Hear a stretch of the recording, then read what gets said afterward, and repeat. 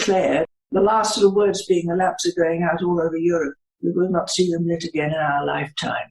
But pretty tough words. And the second one was 1915 in the trenches, the third 1916, fourth 1917, and the last one was 1918 and finished up with the silence on the Western Front after the last shot had been fired. And it followed the family. I watched an interview with you from VoucherCon last year where you say that you can remember parts of World War II. So this is something that we have no idea to have war in our backyard like that. Well, I'm very glad you've never been, well, you've been bombed, but it was a couple of buildings. I was in London during the Blitz. I was a little child, but I do remember it. We were bombed, the whole city was bombed every night for 45 nights or something like that. You know, the Blitz went on and on and on and on, and the bombing was almost every night. Being cold or hungry, I should think probably half the world is either cold or hungry, both. Absolutely. From researching you, you have 8 different series. You've had almost 100 books out altogether. How do you keep your characters, your settings in order? They don't spill over into another one.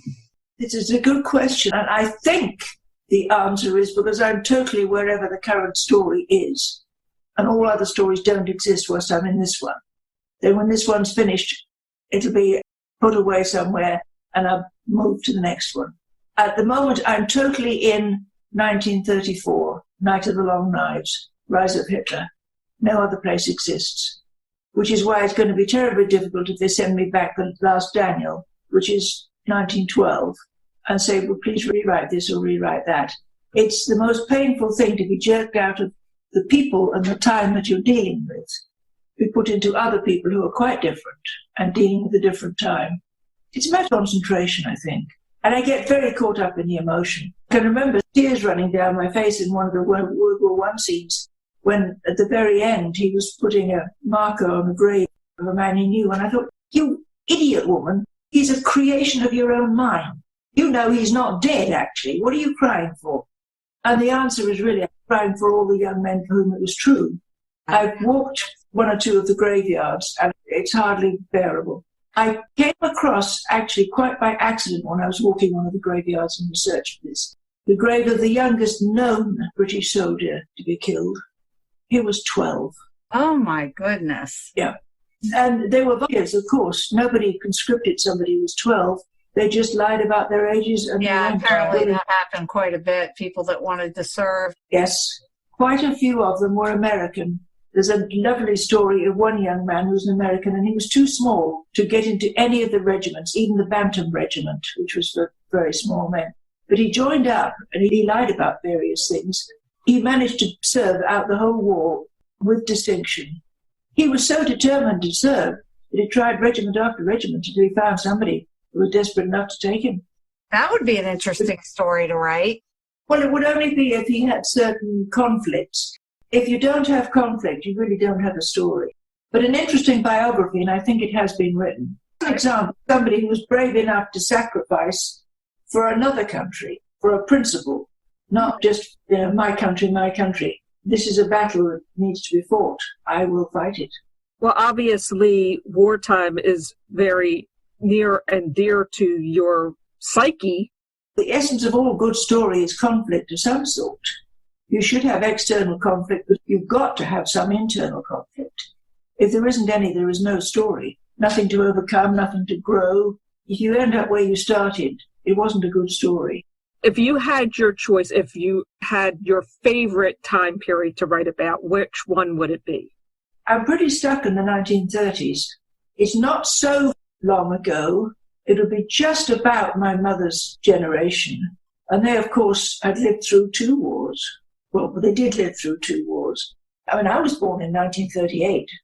It's near enough to be recognizable to some of us. The decisions were major. Many of the British people, at least, said never again. If they fought, a lot of our leaders actually fought in World War I, and in the trenches. Churchill didn't fight in the trenches in World War I, but he'd been a soldier before that in Africa. They knew what war was. The losses were so appalling. Anthony Eden, who later Foreign Secretary during the war and later on became Prime Minister, I think he lost an uncle and two cousins and his father and one or two brothers. I mean, you can see why they said never again, no matter what. I haven't given the matter some thought. I used to think, well, America doesn't really know what war is. Wait till you've stood in your own backyard and watched the fighting planes above you. But then I went to visit my aunt, who married a Belgian and lived in Belgium all the war. She had the Gestapo in the streets and knocking on the door and taking away a young son who was never heard from again, and they never knew what happened to him. And I thought, no, neither have we. Not really what it can be. And I think it's absolutely terrible, but I think occupation is worse. At least we knew going out in the street that almost certainly everybody was on the same side.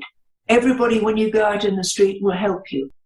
They're fighting the same battle you're fighting.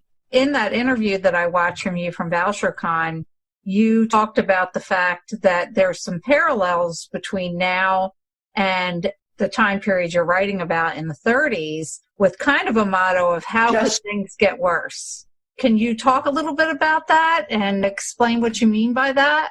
How could things get worse? Well, when there's more and more intrusion, more police rights, and I'm not talking about the police we've got now, but if you get something like the Gestapo, when they invade your mind, can take over your thoughts, as they have overtaken the thoughts of many people, because most of us who don't lie don't expect to be lied to. It destroys your ability to believe what other people say. That's a big loss when we all become cynical. It's what it does to your mind that's worse than actual war. War produces heroes. Occupation, so to speak, either by an enemy force or by an enemy within, distorts who you are, and then you really have lost just about everything. Read about some of the occupation of France and what they did to the collaborators, without necessarily knowing who is a collaborator and who isn't. Well, I think when they start to put especially one person above the whole mass of people, that's also a big issue too. Yes, it is. Well, it isn't really a democracy. And even more dangerous if it says it is, because all of us have a tendency to believe what we want to believe. You're trying to meld into one organized, properly governed people with freedom, and you've got all ages, all types, all genders, all cultures, and it's very difficult because one size doesn't fit all. I feel at the moment that there really is hope. It harkens back to what you said about walking out your front door and knowing that your neighbors and everyone out there is on the same side as you. And right now, I don't know if that's true when I walk outside my front door. I hear you. I know most of my friends are, but then I wouldn't make friends with somebody whose beliefs were so different that they could be on the other side, shall we say. But it's a lesson that good people who don't listen and don't read very much and haven't been taught to weigh and judge things before they accept them can be easily misled. And clever people who manipulate others usually sense what is your weakness, what it is you're afraid of, and then threaten that.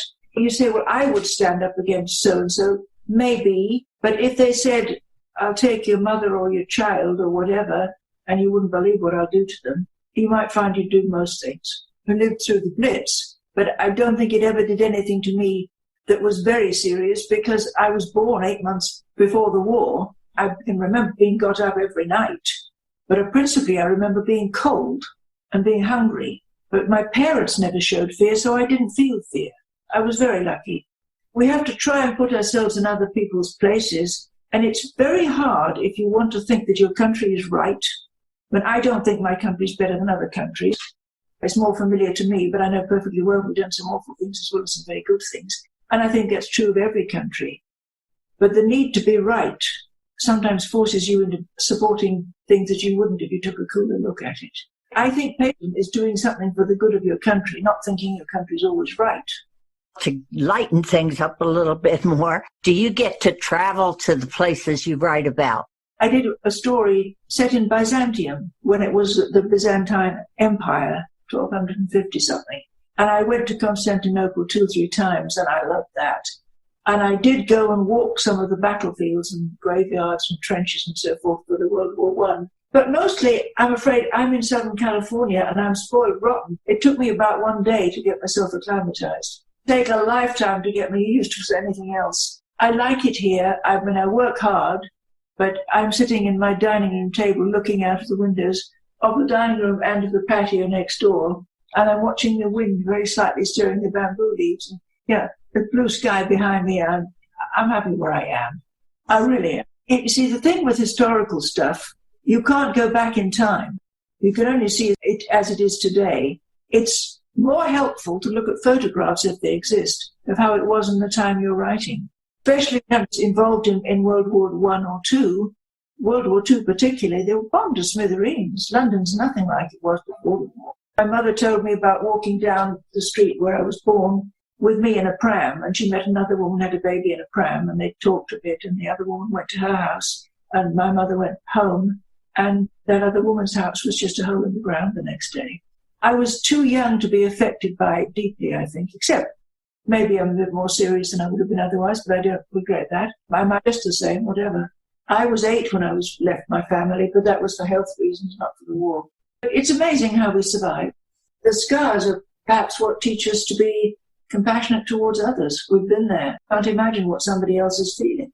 You talked a little bit about the new series, or the new character at least, that you are working on. Is there timeline for that, or is it just still in the working on stage? I think there are 2 Elenas out, and I think the 3rd one comes out in Britain this spring, and it'll be here in the autumn. And I've just finished writing a 3rd one, and I'm just outlining the 4th one. I put the pen down, and I've got the pen beside me. I need to finish it by Monday and send it to my publisher. Not really for their approval. I don't need to wait for that before I start, and I better not. And then I shall start writing it. I've been around ideas, brainstorming and so forth. I've got a few more hours work to do on it yet. Maybe by Monday it'll be finished. Then I'll start writing. Do you use the computer or do you type it longhand? I write it longhand. And you should see my writing. If you can read it, you're a better man than I am. So you write the whole book in longhand and then somebody type it in for you? I'll dictate it to the machine and it comes up with something you wouldn't believe, but it can be corrected because I've still got the longhand thing to know what I actually said. You know, these dictation machines, they do save a lot of time and a lot of finger wear. If there is a homonym for whatever you said, they'll have it. Wait here for me will be WEIGHTHEAR. You know, it's 4 bigger FOUR. Me, I think, don't think they can get that wrong, but they can try. It's no quicker than typing all that much. I've never had carpal tunnel syndrome, but that's probably because I don't type more than I can help. Dictating it comes out so that you can usually tell what it means. Although they do some wonderful things with proper names. It take you to write a book? Well, it better not be more than, say, 4.5 months or less. Wow. I do 3 a year. I do 2 full lengths and a Christmas novella in a year. I do work 6 days a week. Well, you know, I'm getting older and I got a lot to say yet. Nobody forces me into it. I do it because I'm compulsive. You know, if you've got an idea, you want to tell somebody. It's wonderful fun writing stories. It's very hard work. And when you do a first draft and then you type it up and then you get it corrected, and then when I've got 2 people at least who will read it and tell me to change this and change that. And when I've done the 4th or 5th draft, it'll be sent to my agent to send to the publisher. And then I'll start the next one, and halfway through that, the publisher will come back and say, rewrite so-and-so. That's the part I hate. She says, on page 371, did you mean this or that? I don't know. That was ancient history now. I'm on something quite different. That's the only part of it I really hate. But you have to do it. Well, can you tell our listeners your website? Yes, I think it's just anneperry.us. I like to read good reviews, especially when I've got a rotten job to do. You know, like go through this and correct the spelling. And my computer, of course, can't spell because it's American. But isn't it fun to talk? Oh, yes. We love it. After a dark and stormy night, it's a stroke of genius. Well, if you didn't have that in the first place, you'd have to change it to do that. Yes. It doesn't really matter if people know what I mean. And somebody else goes through and checks things. It's one of the nice things of having really good agents and a really good publisher. They'll pick up most of your mistakes. Well, Anne, we thank you so much. We are huge fans of your books, and we always look forward to the next one that's coming out. Elena is just a breath of fresh air. If you want to try something, try one of the war stories. But they're best taken in order, because there's one from 1914,